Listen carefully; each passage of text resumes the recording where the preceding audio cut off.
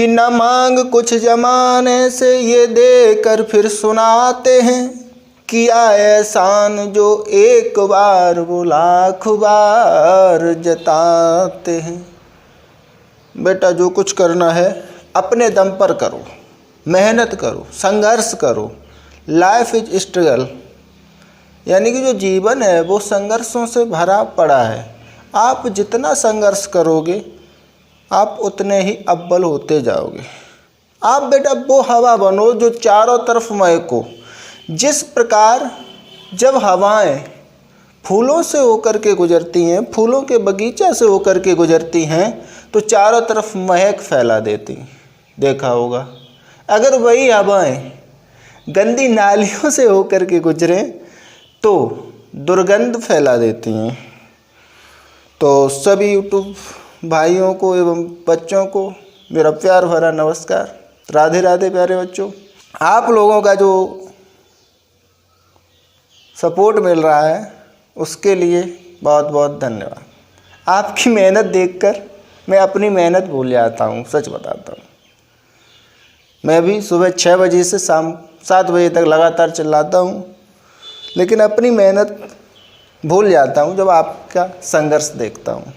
इससे पहले बेटा आपने पढ़ा था पदार्थ के बारे में, पदार्थ का वर्गीकरण, वो भी रासायनिक संगठन के आधार पर। अभी आपका एक पोर्शन बचा है, पदार्थ का जो वर्गीकरण है भौतिक अवस्था के आधार पर। तो रासायनिक संगठन के आधार पर आपने पदार्थ के प्रकार वगैरह पढ़े थे। उसमें नीचे आया था तत्व और यौगिक। तो मैंने कहा था कि तत्व जो है अगली वीडियो में दूंगा, क्योंकि वो थोड़ी बड़ी हो रही थी, क्योंकि मैं बहुत कम समय में आपको बहुत कुछ देना चाहता हूँ। तो जो तत्व होता है इसकी खोज एक वैज्ञानिक आए थे जिनका नाम था रॉबर्ट बॉयल। क्या बेटा नाम था? Robert Boyle. Robert Boyle. Robert Boyle ने इसे तत्व नाम दिया था, वो भी 1661 ईस्वी में। कब दिया था? 1661 ईस्वी में। लेकिन इसकी परिभाषा नहीं दे पाए थे। तो एक वैज्ञानिक फ्रांस के थे जो रसायन का जनक माना जाता है, आप समझ गए होंगे, Antony Laurent Lavoisier. Antony Laurent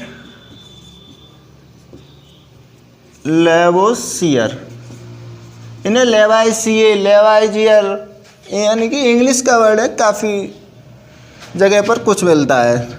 तो एंटोनी लॉरेंट लेवोसियर ने इनकी परिभाषा दी तत्व की। इन्होंने कहा भैया आपने इतना ही बहुत काम कर दिया रॉबर्ट बॉयल से कि जो इसका नाम तत्व रख दिया, अब मैं आप परिभाषा दे दूंगा।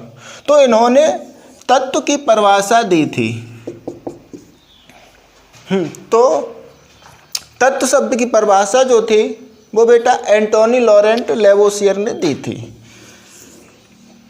इन्होंने कहा था कि तत्व है, मतलब तत्व पदार्थ का वह मूल रूप होता है जिसे रासायनिक प्रक्रिया द्वारा, किसे? तत्व को, तत्व पदार्थ का वह मूल रूप होता है जिसे रासायनिक प्रतिक्रिया द्वारा अन्य पदार्थों में विभाजित नहीं किया जा सके, इसको अन्य भागों में न बांटा जा सके, तो वो हमारा तत्व है, एलिमेंट है। ये कहा था एंटोनी लॉरेंट लेवोसियर ने। लेकिन तत्व जो होता है इसे आप 3 भागों में बांट सकते हैं। तत्व को बेटा आप 3 भागों में बांट सकते हैं। तत्व के प्रकार, तत्व के प्रकार। तो तत्व को बेटा आप 3 भागों में बांट सकते हैं। धातु, अधातु और एक बेटा आपका होता है उपधातु। तो तत्व जो होते हैं 3 प्रकार के होते हैं। धातु, अधातु और उपधातु। बेटा धातु किसे कहते हैं? Definition of metal.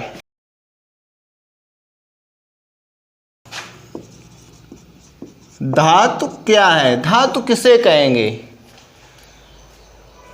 धातु किसे कहोगे?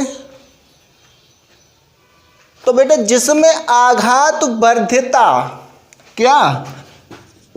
आघात वर्ध्यता तथा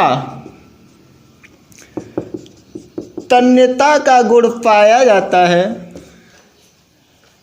आघात वर्ध्यता और तन्यता का गुण जिसमें पाया जाए उसको बेटा हम धातु कह देंगे। ऐसे नहीं तो इसको ऐसे आप दिखा सकते हैं, जो चमकदार होता है उसे हम धातु कहते हैं। जिसमें चमक होती है उसको हम धातु कहते हैं। या फिर जो विद्युत के सुचालक होते हैं, ऊष्मा के सुचालक होते हैं, धातु कहलाते हैं। जैसे बेटा लोहा है आपका, क्या है? लोहा। जैसे लोहा है, चांदी है, सोना है, कॉपर है, ये सभी धातुएं हैं। आवर्त सारणी में धातु, उपधातु और अधातु पहचानने का एक तरीका होता है। जहाँ उपधातुएं होती हैं जैसे एंटीमनी, आर्सेनिक, तो इनके बाईं तरफ आएंगे, किधर? बाईं तरफ, तो वो आपको धातुएं मिलेंगी उधर। और दाईं तरफ जाएंगे तो उधर आपको अधातु मिलेंगी। तो आवर्त सारणी में उपधातु के बाईं तरफ धातुएं हैं और दाईं तरफ अधातुएं हैं। इसके बाद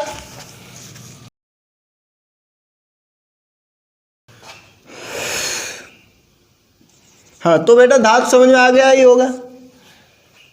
जो विद्युत के सुचालक होते हैं, ऊष्मा के सुचालक होते हैं, धातु कहलाते हैं। या फिर जिनमें आघात वर्ध्यता और तन्यता का गुण पाया जाता है, धातुएं कहलाती हैं। जैसे लोहा, कॉपर, एल्युमिनियम, तांबा। तो बेटा धातु समझ में आ गया ही होगा। जैसे कॉपर है, एल्युमिनियम है, लोहा है, ये सभी जो है धातुएं होती हैं। सोना, चांदी। अब आघात वर्ध्यता और देख लो। आघात वर्ध्यता, आघात वर्ध्यता किसे कहोगे? आघात वर्ध्यता यानी कि धातु की जब डेफिनेशन दी थी तो आपने वहां पर लिखा था कि जिनमें आघात वर्ध्यता और तन्यता का गुण पाया जाता है उनको हम धातु कहते हैं। तो अब आघात वर्ध्यता क्या है? जिसको बेटा पीट कर चादर बना दी जाए। कहाँ बनाए दो जाए? चादर। तो जिसको पीट कर चादर के रूप में परिवर्तित किया जाता है उसको आघात वर्ध्यता कहते हैं। एक आया था तन्यता, तो तन्यता भी देख लूं। तन्यता जिसको खींचकर तार के रूप में परिवर्तित कर देते हैं। किसमें? तार के रूप में परिवर्तित कर देते हैं, तो उस प्रक्रिया को तन्यता कहते हैं। जैसे 1 ग्राम सोने में, सबसे ज़्यादा सोने में तन्यता होती है। 1 ग्राम सोना से 2 किलोमीटर लंबा तक तार खींच सकते हो। तो सबसे तन्य वाली जो धातु होती है वो सोना होती है। अब आ जाओ अधातु पर।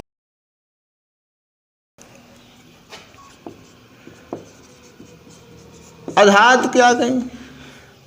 अधातु किसको कहोगे? तो जिसमें आघात वर्ध्यता और तन्यता का गुण नहीं पाया जाता है। क्या? जिसमें आघात वर्ध्यता व तन्यता का गुण न पाया जाता हो। आघात वर्ध्यता तथा तन्यता का गुण न पाया जाता हो, अधातु कहलाती है। या फिर जो विद्युत की कुचालक होती हैं, जिनमें चमक नहीं होती है, अधातुएं कहलाती हैं। जैसे ऑक्सीजन, नाइट्रोजन, फ्लोरीन, क्लोरीन। जैसे क्लोरीन, फ्लोरीन, नाइट्रोजन, ऑक्सीजन, ये सभी जो होती हैं वो अधातुएं होती हैं।